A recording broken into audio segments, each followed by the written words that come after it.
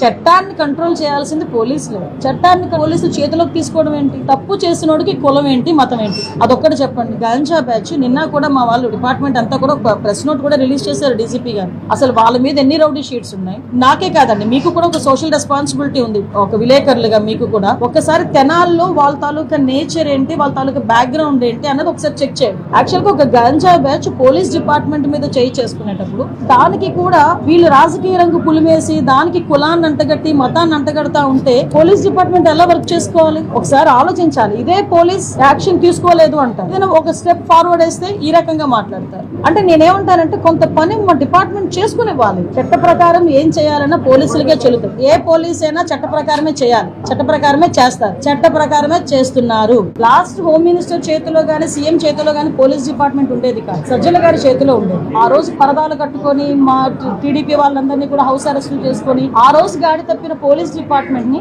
ఈ సంవత్సర కాలంగా మా డీసీపీ గారు, మా సిపిలు, మా ఎస్పీలు, ఆఖరికి హోమ్ గార్డ్ వరకు కూడా అక్కడ స్థాయి నుంచి ఈ స్థాయి వరకు కూడా అందరూ వ్యవస్థని ఈరోజు కంట్రోల్లో తెచ్చుకొని లా అండ్ ఆర్డర్ సక్రమంగా చేసుకుంటున్నారు.